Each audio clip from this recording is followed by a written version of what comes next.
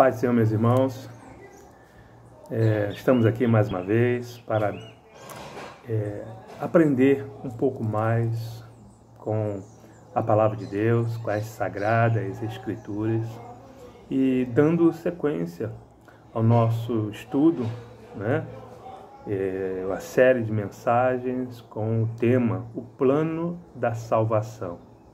E hoje eu gostaria então de meditar juntamente com você, meu irmão, você, minha irmã, né?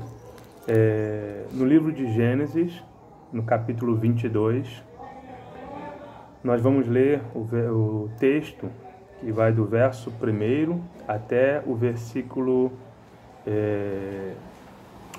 14. E esse texto narra então aquele momento em que Deus pede a Abraão o seu filho Isaque em holocausto, né? E nessa passagem nós podemos encontrar aqui mais uma peça do nosso quebra-cabeça, tá? Do plano da salvação, onde com certeza Deus irá falar ao teu coração, irá então fazer você entender, assim como me fez entender também, né, o que Ele requer de mim e de você, nós que temos o selo da redenção, nós que temos a salvação que Jesus Cristo conquistou por nós na cruz do Calvário. Então vamos ler? Gênesis, capítulo 22, do verso 1 até o versículo 14, será o texto então que nós iremos fazer uso. Amém? E diz assim a palavra do nosso Deus. E aconteceu depois destas coisas que tentou Deus a Abraão e disse-lhe: Abraão, e ele disse: eis-me aqui. E disse: toma agora o teu filho, o teu único filho, Isaque, a quem amas, e vai-te à terra de Moriá, e oferece-o ali em holocausto sobre uma das montanhas que eu te mostrarei.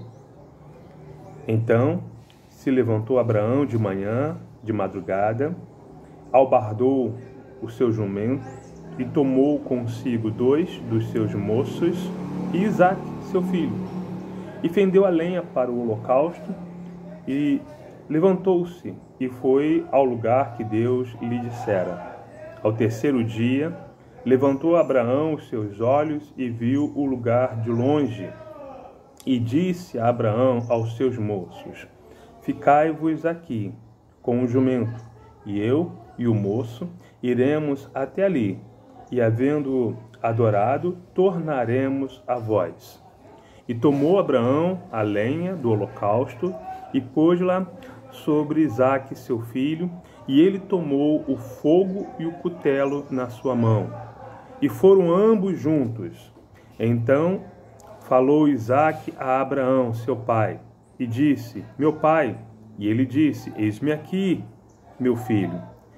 E ele disse: eis aqui o fogo e a lenha. Eis aqui o fogo e a lenha. Mas onde está o cordeiro para o holocausto? E disse a Abraão: Deus proverá para si o cordeiro para o holocausto, meu filho. Assim caminharam ambos juntos e vieram ao lugar que Deus lhe dissera. E edificou ali um altar e pôs em ordem a lenha, amarrou Isaque, seu filho, e deitou-o sobre o altar em cima da lenha. E estendeu Abraão a sua mão e tomou o cutelo para imolar o seu filho. Mas o anjo do Senhor lhe bradou desde os céus e disse: Abraão, Abraão. E ele disse: eis-me aqui. Então disse: não estenda a tua mão sobre o moço e não lhe faças nada, porquanto agora sei que temes a Deus e não me negaste o teu filho, o teu único. Então levantou Abraão os seus olhos e olhou, e eis um carneiro detrás dele, travado pelas suas pontas, no mato. E foi Abraão, tomou o carneiro e ofereceu em holocausto em lugar de seu filho. E chamou Abraão o nome daquele lugar, o Senhor proverá, donde se diz até o dia de hoje, no monte do Senhor proverá. Glória a Deus. Louvado seja o Senhor por esta palavra. E vamos orar? Antes de iniciarmos, então, a nossa meditação, nossa reflexão sobre esse texto, nós vamos falar com Deus. Vamos pedir ao Espírito Santo que venha falar aos nossos corações. Oremos. Pai amado, Senhor de toda a glória, estamos nós aqui reunidos, ó Deus, sim, reunidos em espírito. Estamos cada um em seus lares, mas unidos em um só coração, na Tua presença, em um só Espírito, Senhor. Por isso, nós aqui agora lhe pedimos, fale conosco, fale aos nossos corações e ministra, Senhor, a Tua palavra de forma que possamos entender qual seja a boa e perfeita e agradável vontade de Deus. De forma que nós possamos crescer no conhecimento da Tua glória, meu Senhor. Fale conosco, em nome de Jesus nós oramos. Amém. Glória a Deus. E como nós estamos estudando o plano da salvação, nesse texto nós encontramos então, podemos aqui extrair desse texto 2 pontos de observação, 2 considerações que nos leva a refletir, a entender melhor esse plano maravilhoso que Deus traçou para a nossa salvação. E Deus vem então mostrando nas Sagradas Escrituras, principalmente aqui no Antigo Testamento, né? Deus vem mostrando, vem revelando aos poucos as peças desse lindo quebra-cabeça, né? Que nos faz então visualizar uma imagem maravilhosa, e cada texto nós podemos extrair essas peças preciosas. Como hoje pela manhã eu estava lendo Colossenses, então Paulo trata, assim, fala do mistério que esteve escondido, né, ao longo dos anos, dos séculos, mistério esse que é Cristo Jesus. E aqui nessa passagem nós podemos visualizar, deslumbrar um desses mistérios, a revelação desses mistérios, né? Desse mistério que estava escondido, oculto aos olhos, mas escrito nas Sagradas Entrelinhas, nas Sagradas Escrituras. Nas entrelinhas, melhor, né? Nas entrelinhas, nós, pelo Espírito Santo, podemos então enxergar, contemplar o que esteve oculto no passado e que agora o Espírito Santo nos faz enxergar, contemplar esse mistério lindo que esteve oculto e agora a nós, igreja, está sendo revelado. É revelado pelo Espírito Santo, né? Então, 2 pontos que eu quero aqui trazer para a nossa reflexão sobre o plano da salvação. Esse plano que Deus já vem revelando nas Sagradas Escrituras, desde o Antigo Testamento, o plano da salvação de toda a humanidade. Então, o primeiro ponto que eu quero observar, trazer para a nossa reflexão, é quando então, no versículo 13, tá? Que diz então: então levantou Abraão os seus olhos e olhou, e eis um carneiro por detrás dele, travado pelas suas pontas no mato. E foi Abraão, tomou o carneiro e ofereceu em holocausto em lugar de seu filho. Nós precisamos entender que esse tipo de sacrifício, já ministrei algumas vezes na igreja, né, nas nossas reuniões, nossos cultos, esse tipo de sacrifício, o que Deus estava requerendo de Abraão, né, porque tem um barulhinho chato aqui atrapalhando, né? Mas o que Deus estava requerendo de Abraão? Que tipo de sacrifício era esse? Notemos no texto que foi levado, tá? Lenha, foi levado cutelo e foi levado fogo, ou seja, uma tocha. Para quê? Porque o sacrifício de holocausto requer que o cordeiro seja imolado, ou seja, degolado, em algumas vezes, em alguns sacrifícios, era até esquartejado, colocado sobre a lenha, então era queimado. Além do animal, da vítima do sacrifício ser morto, depois era queimado. E a fumaça, então, desse sacrifício subia diante de Deus como um cheiro suave. Tá? E era isso, então, que Abraão iria fazer com o seu próprio filho. Interessante, o texto deixa bem claro: Abraão, o seu filho é quem amas, teu único filho. Então, Deus estava requerendo de Abraão um sacrifício muito grande, algo muito especial, né? E nesse ponto, então, eu posso imaginar o alívio de Abraão ao não ter que matar, não ter que ir a cabo nesse sacrifício, naquilo que Deus havia lhe pedido. Como pai, eu posso entender então que Abraão estava com o coração muito apertado. Ser obediente a Deus. Abraão estava entre a obediência e o amor do seu filho. Entre a obediência a Deus e o amor do seu filho. Mas Abraão escolhe então ser obediente a Deus. Isso não quer dizer que Abraão deixou de amar seu filho. Não, ele continuou amando seu filho. Mas a obediência a Deus foi maior, né? E então Abraão estava ali com o coração apertado. Eu posso até, assim, sem medo de exagerar, que havia lágrimas nos olhos de Abraão ao ter que pegar aquele cutelo, né, e ter que descer com aquele cutelo no pescoço do seu filho e matar seu filho. Algo muito... podemos então aqui trazer no sentido mais amplo da palavra, sacrifício. Um sacrifício muito grande para Abraão. E Abraão então teve que oferecer para Deus, né, esse sacrifício. E nesse versículo podemos encontrar então um alívio. Que alívio no coração de Abraão, não ter mais que matar seu filho. E Abraão então, quando olha para trás, ele vê, tá, um cordeiro preso pelas pontas.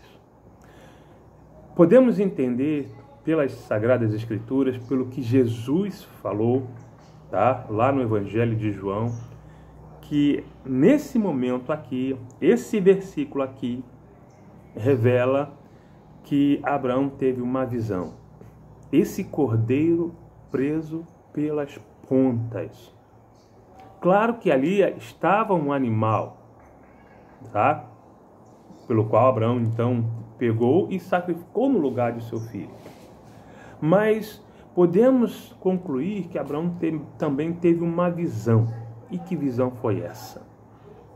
Vamos abrir nossas Bíblias no Evangelho de João, lá no capítulo 8, tá? Evangelho de João, capítulo 8.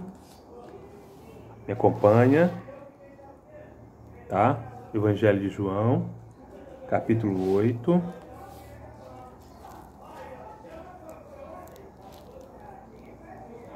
Nós vamos ler do versículo 55 em diante.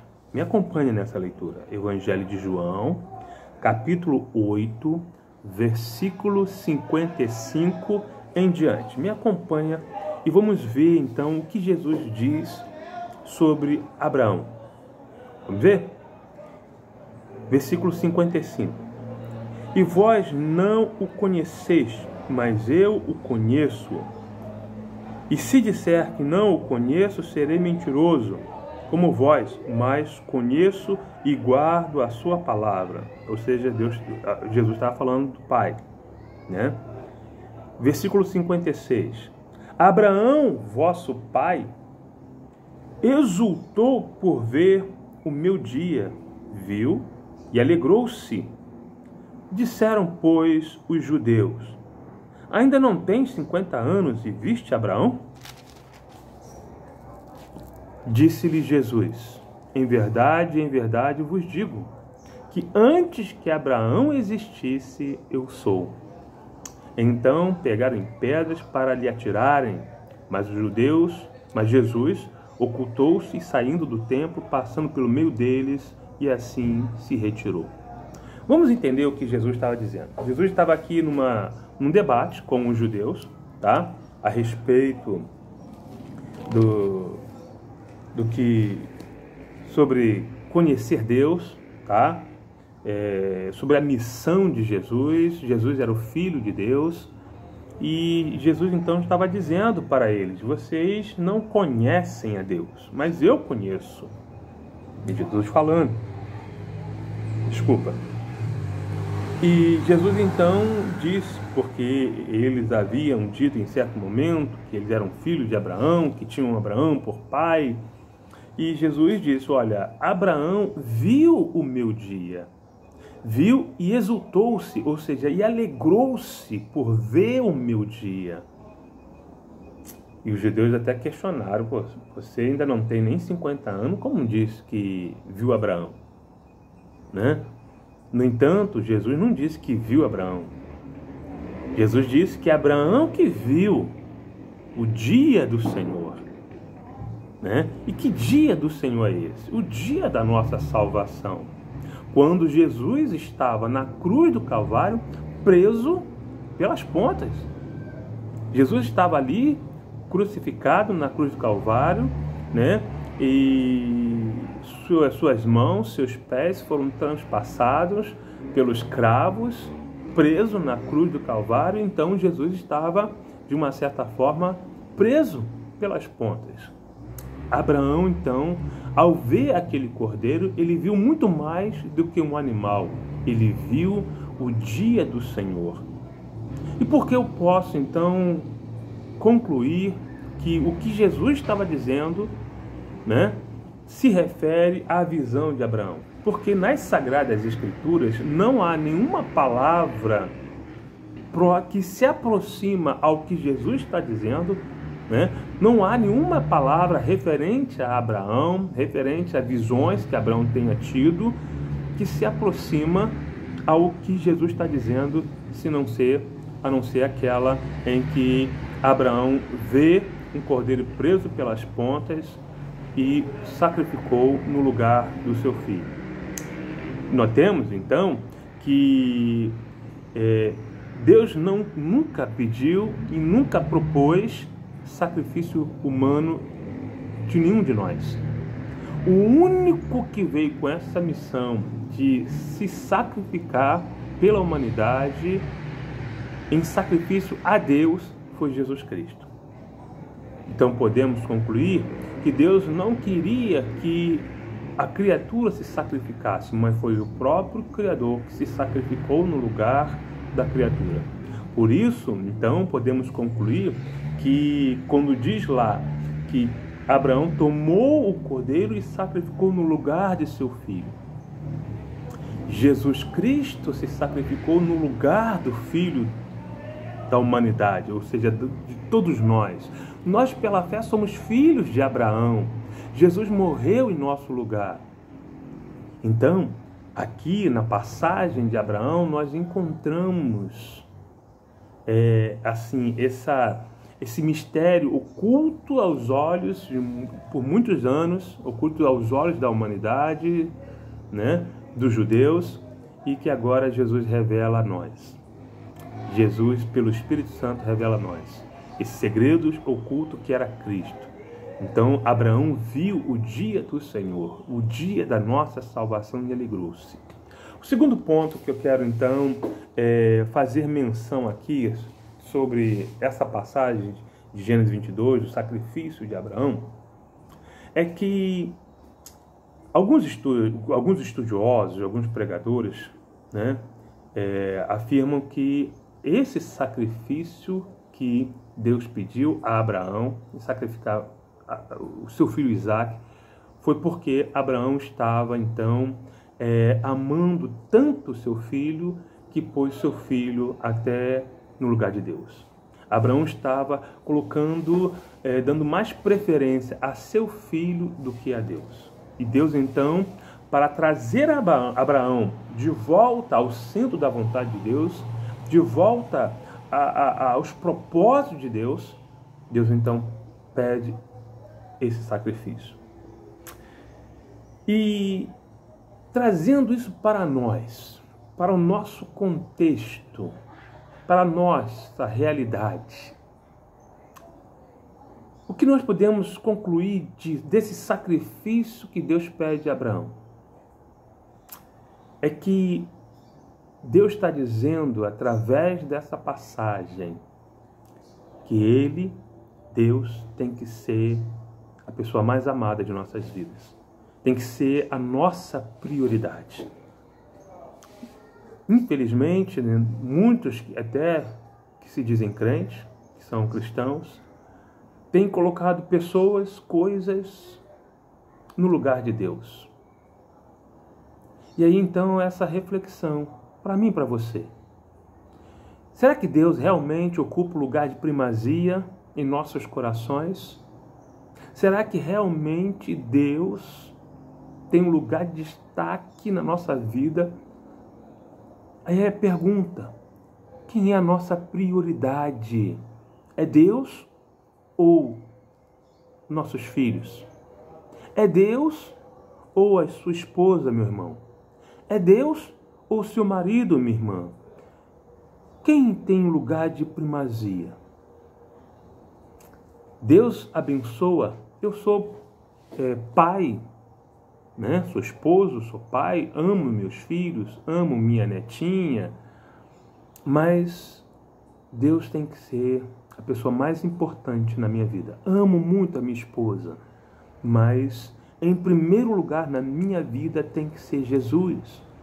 E porque eu coloco então Jesus em primeiro lugar na minha vida, Ele abençoa a minha família, Ele abençoa o meu casamento, Ele abençoa o meu relacionamento com meus filhos, com a minha nora, com a minha netinha linda.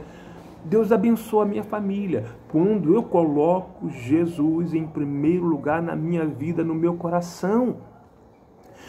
E Jesus nos pede isso. Jesus então nos confronta com uma palavra dentro dessa linha de raciocínio, dentro desse tema que a gente está falando, Deus como prioridade.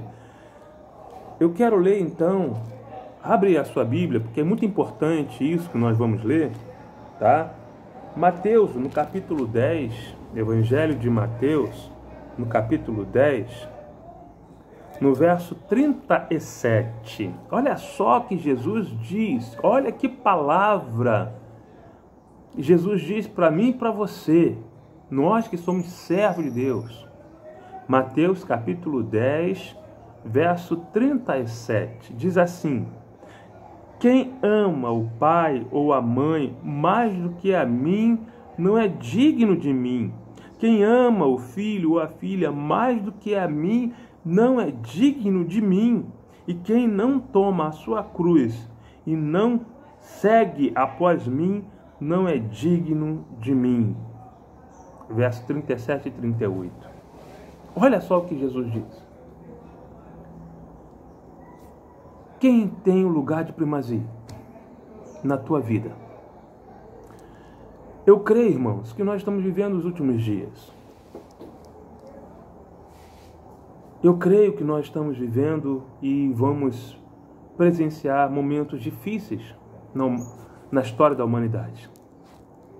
Haverá um tempo em que será imposto, obrigatório, a nós escolhermos ou nega a Jesus ou morre, né? E aí? O que você vai escolher?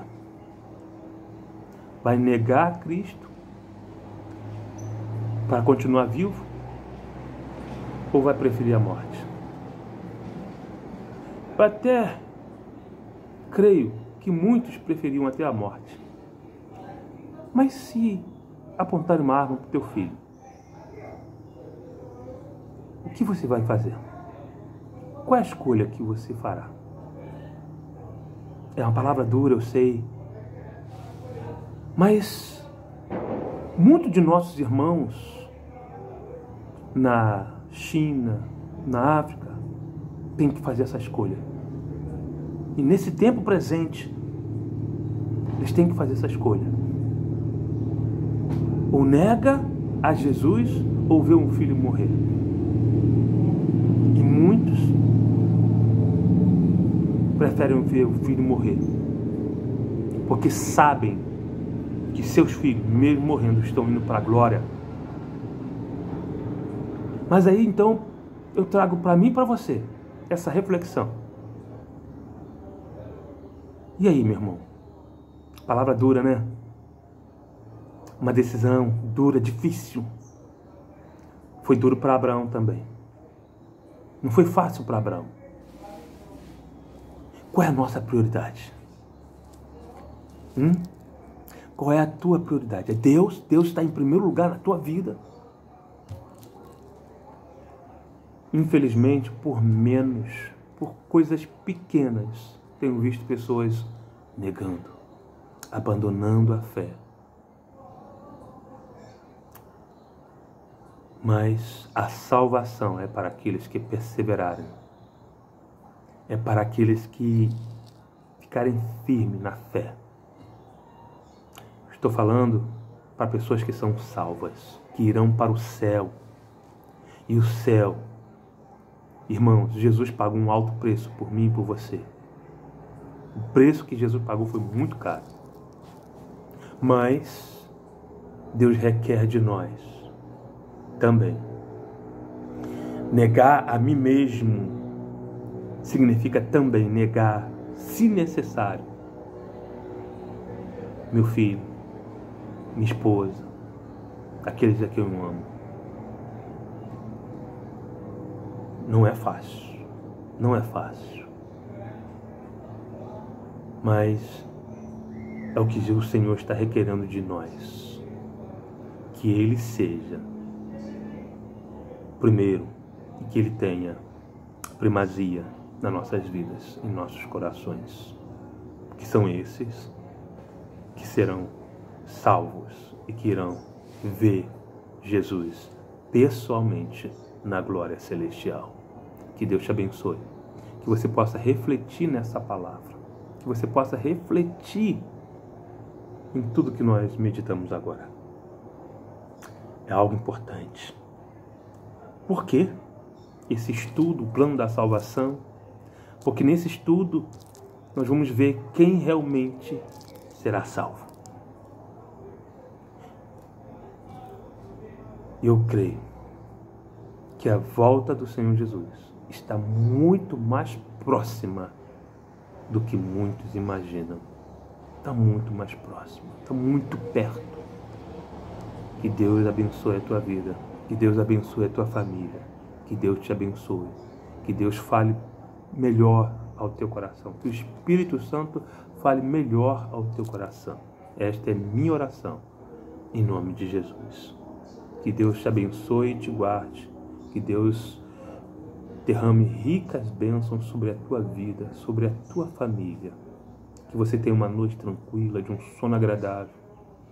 E que amanhã, esse restante de semana, seja de bênção e de vitória para a tua vida.